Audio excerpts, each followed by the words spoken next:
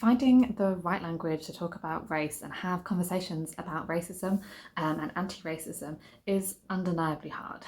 If you're new to learning about anti-racism, then it can be really like a complete minefield in trying to navigate all the terminology and work out what to say, what's okay to say, what's not okay to say, and how to best use this terminology. In this video, I'm going to be looking at one abbreviation, which is BIPOC.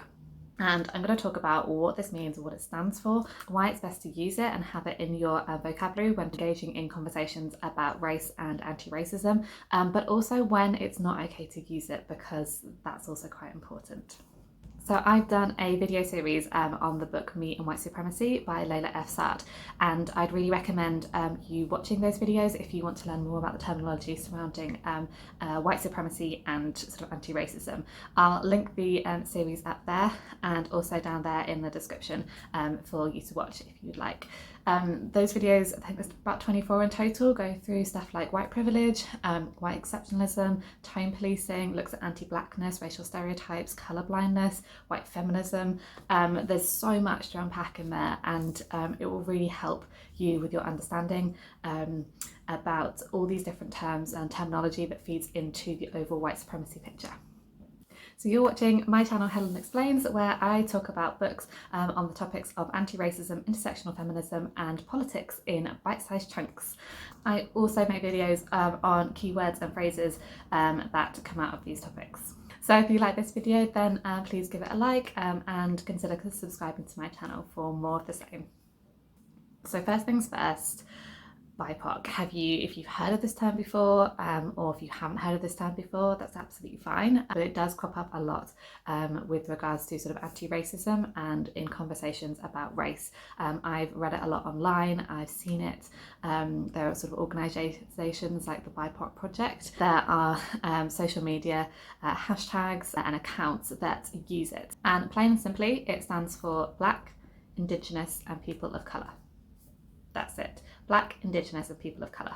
It's a term that is being widely used in the US, and it's come from POC or POC, which stands for People of Colour. But what's wrong with using the term People of Colour? People of Colour is absolutely fine to use. BIPOC has added the B and the I for Black and Indigenous in order to recognise that Black and Indigenous people often have unique experiences and histories that are completely different to other people of colour. Sandra E. Garcia for the New York Times writes that, as a phrase, people of colour dates back centuries. It was first cited in the Oxford English Dictionary with the British spelling colour in 1796 and is often abbreviated as POC.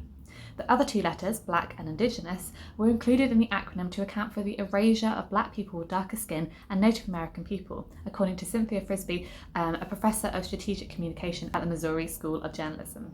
So interestingly, while the term People of Colour was coined in 1796, probably by some white men, the term Women of Colour, or WOC, was actually coined by Black women in 1977 to encompass women of Black and other ethnic minorities. A video of Loretta Ross, the co-founder and national coordinator of Sister Song, I'm going to link up there and also down there in the description if you want to watch her video. It's only about 2-3 minutes long.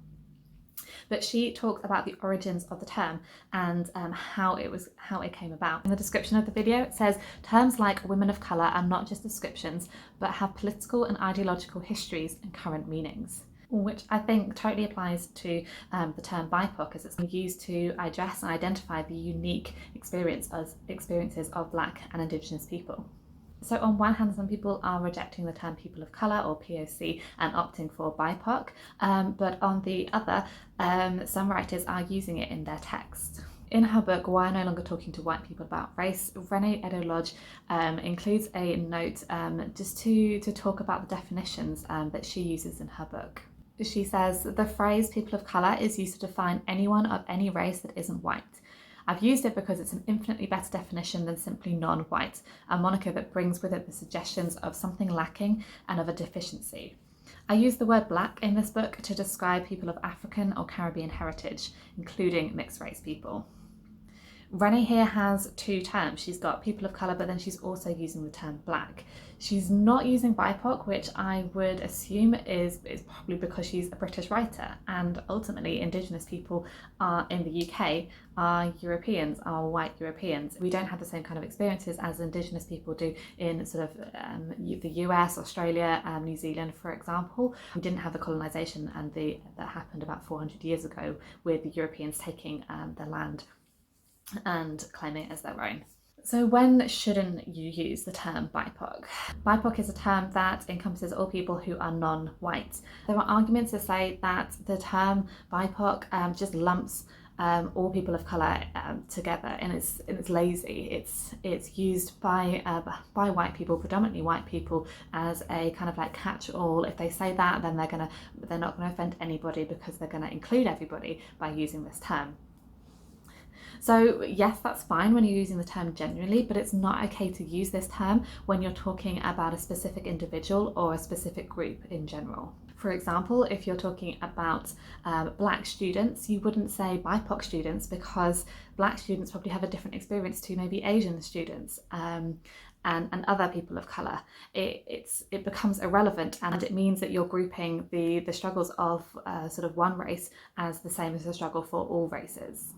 Similarly, for the movement Black Lives Matter, the Black Lives Matter is for black people, it's not for people of colour. You couldn't call it BIPOC Lives Matter because it's addressing the issues that black people face with regards to oppression and police brutality. Furthermore, when if you were talking about Indigenous people, it's always best to be as specific as possible and even use the name of their tribe if you're talking about individuals or a small group of people. Again, Indigenous people could mean anyone across the world. You've got Native Americans, you've got First Nations from Canada, you've got Aboriginal Australians, and you've got Maoris in New Zealand. You know, a whole host more of Indigenous people. So you can't just say Indigenous because people in Australia have completely different experiences to people in the US. Yes, they're similar, but they're also different. The language you use, it's all about context and choosing the right word for conversation or the situation. Yeah, you might get it wrong, but it's always best to try your best, try and be as specific as possible, and the worst that can happen will be that you will be corrected. So just to conclude this video, the term BIPOC stands for Black, Indigenous and People of Colour, and while this is a term that I personally use when talking in general about people of colour, it might be a term that some people don't like. So you have to be careful with your language, as a term may work for some but may not work for others. Race, of course, is highly diverse, and the whole point of having the conversation is to bring these diversities into the light. Blanketing all non-white races together completely erases and diminishes their unique experiences.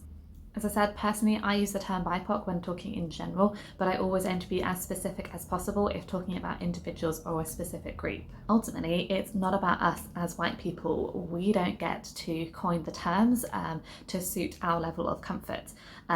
We can't just be lazy in our terminology by saying like BIPOC, oh, that works for everything. No, that's not going to work for everything. If in doubt, be specific, but alternatively ask the person, just check what's the best terminology to use and just say, look, I just want to make sure I'm getting this right. Is this the best term that I should be using, or is there something else that is better suited to this situation? So thanks so much for watching this video. I've also done a video on the term BAME, or BAME, which is a British term used to describe people of colour. It is one abbreviation I really think you shouldn't have in your vocabulary, but I'll tell you why in that video. If you like this video, then please give it a like and consider subscribing to my channel for more videos on the topics of anti-racism, intersectional feminism and politics. Thank you.